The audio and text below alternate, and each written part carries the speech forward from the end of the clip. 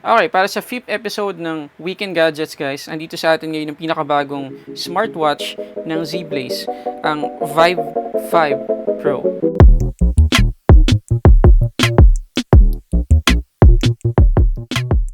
Okay, so usapang smartwatch naman tayo ngayon guys. So kagaya ni sinabi ko kanina, ito yung latest nilang smartwatch. Ayan, at makikita ninyo na sporty yung dating ng smartwatch na to. At dito sa likod, makikita natin yung ilang specs at mga accessories na kasama dito sa package. So, compatible yung smartwatch na to sa Android 4.4 pataas. At iba pang details, malalaman natin mamaya. So, open natin. Okay, pag open natin ng box, makikita natin agad yung Vive 5 Pro. Ito siya guys. Ito siya. Ayan. Ganda na itsura niya in fairness ha. Ang ganda ng pagkaka-design sa kanya. Hindi siya ganun kakapal. Tsaka mukha talagang mamahalin yung itsura niya. Okay, balikan natin to guys. Ito muna tayo sa iba pang laman ng box. So, ayun, yung manual sa ilalim. Tapos, meron pang isang maliit na box dito na malamang. Andito yung kanyang charger. And USB. And USB to 2 pins magnetic. Diyan natin siya i-charge. Okay.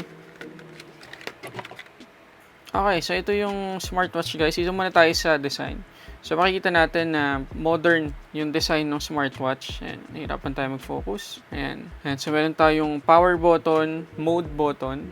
Tapos dito wala na tayong buttons. Tapos yung strap niya, sobrang daming butas na makakatulong sa atin para talagang mag-fit yan sa kahit anong size ng kamay natin. Tapos dito pala sa ilalim guys, makikita natin yung heart rate sensor. Tapos 2 pins para sa charger. Okay, so na-setup ko na siya guys, tsaka na-connect ko na rin sa phone. So, ang kanyang companion app ay yung Wear Health. Yun ang pangalan niya sa App Store tsaka sa Play Store. Tapos, i-navigate ko lang kayo guys saglit dito sa mismong watch. So, itong nakikita nyo ngayong watch face, pinilitan ko na siya. Pero yung default niya, mamaya papakita ko sa inyo. Pag sinipe natin sa taas, makikita natin yung notifications natin. Sa ngayon, wala tayong notifications. Pag sinipe natin dito sa gilid, makikita natin yung activity tracker niya. Katulad ng steps, calories, tsaka kung ilang kilometers na tayo naglalakad. Heart rate din, nandito. Sleep tracking, meron din siya. Tapos dito sa baba, makikita natin yung find your device or yung phone natin. Kapag tinap natin yan, mag-ring yung phone. Tapos ito naman, yung mga watch faces natin. So ito yung default watch face. Yan yung default niya. Tapos meron pa siyang isa. Ito. Tapos ito yung paborito ko sa tatlo. So tatlo lang yung kanyang watch face. Tapos dito sa workout, yan, meron tayong running, climbing, walking, riding, football, basketball, ping pong, tsaka badminton. Tapos meron tayong stopwatch, tsaka settings. Yan.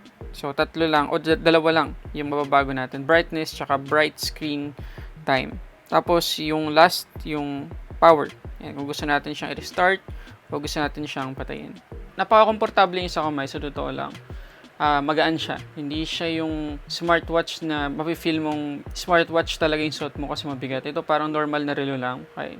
So, yung kanyang race to wake up response time, check natin. Okay, mabilis naman. Okay, 1, 2, 3. Okay, pwede na. Isa pa. 1, 2, 3. Okay.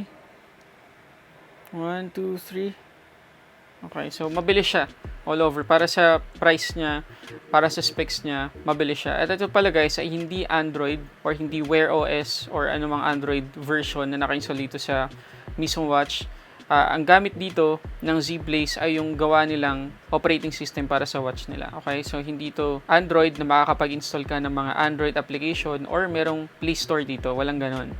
So normal tong smartwatch na manonotify tayo sa mga notifications natin, matatrack yung sleep, yung heart rate, at saka iba pang exercises natin. At saka pagdating sa screen guys, sa totoo lang ulit, honestly, hindi na masama yung screen niya. Ay, maganda yung screen niya guys. At kahit sobrang liwanag ng environment, makikita mo talaga yung display. Ito pala yung full specs guys ng Zeblaze Vive 5 Pro. Kaya doon muna tayo guys sa screen, meron siyang 1.3 inches 240 by 240 pixels IPS LCD. Sa battery, meron siyang 180 mAh na battery na merong 7 days standby time, 2 hours charging time, at 3 to 5 days normal use. Pagdating sa sensors, meron siyang heart rate sensor, proximity sensor, at accelerometer. Waterproof din siya, IP67 rating.